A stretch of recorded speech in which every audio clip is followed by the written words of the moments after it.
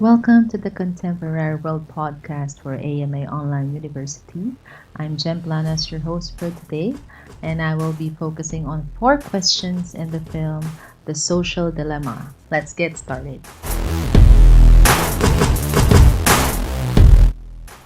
Surveillance capitalism, as defined in the film by Tristan Harris, a former design ethicist for Google, is capitalism profiteering off of the infinite tracking of everywhere.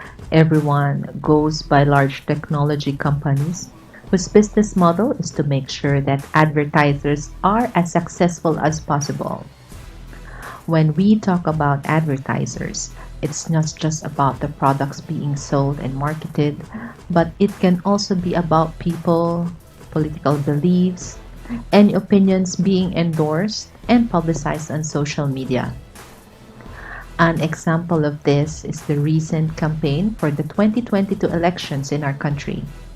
Despite restrictions on public gatherings because of the pandemic, candidates easily promoted their names and programs through paid ads on social media. So, the higher an ad is paid, the frequency, the reach, and the voters are targeted.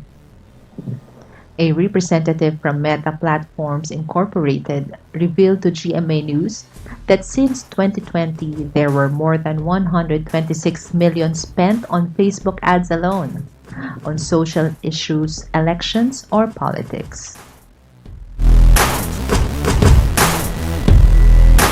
1. Not all technology is beneficial. Sometimes the basic and the simplest way is the best solution. 2. As a parent, spending time with my kids is still the most valuable and memorable moment for the family. The time spent with the kids is one way to teach them social skills without the media. 3. With the popularity of social media, the truth becomes non existent. We have to be vigilant and not get forced into trends and judgment. 4.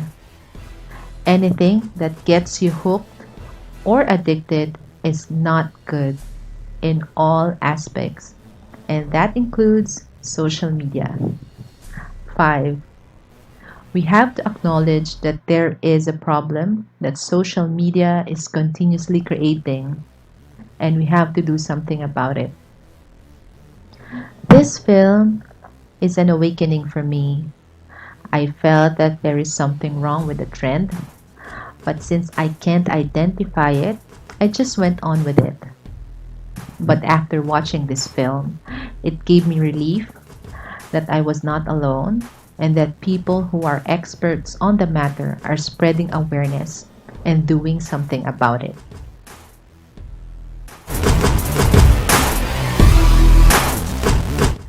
I find the quote from Edward Tuff truthfully amusing.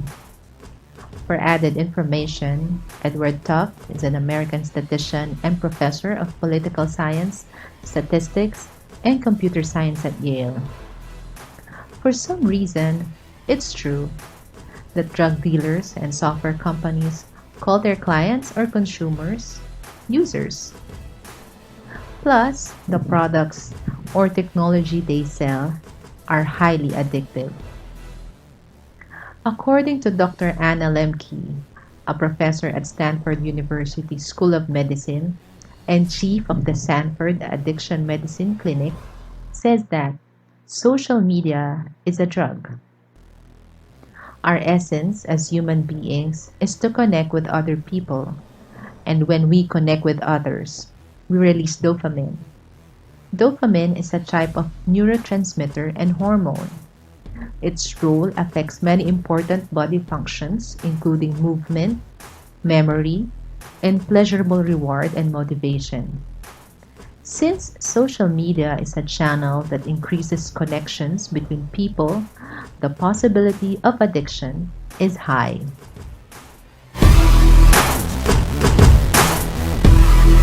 I think that an issue in the documentary that should be further analyzed and discussed is social media's use of subliminal cues and psychology against its users.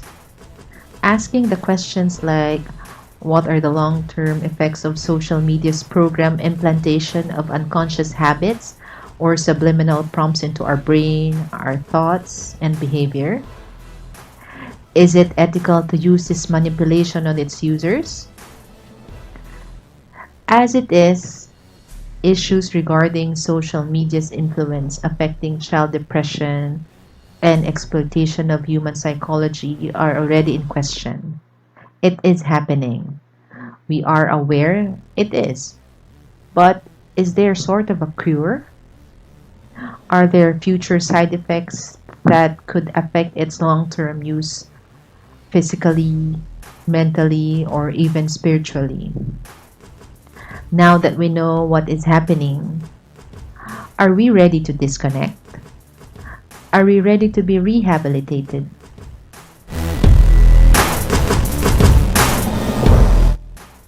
That brings us to the end of this podcast. I hope those who haven't watched the film will get a chance to watch it. It's on Netflix. And for those who have watched the film, I hope it enlightened you as much as I had. Thanks for listening to the Contemporary World podcast. If you enjoyed the show, please give it a score of 100. Until then, this is Jem Planas leaving you with my favorite passage from Confucius. Education breeds confidence. Confidence breeds hope. Hope breeds peace.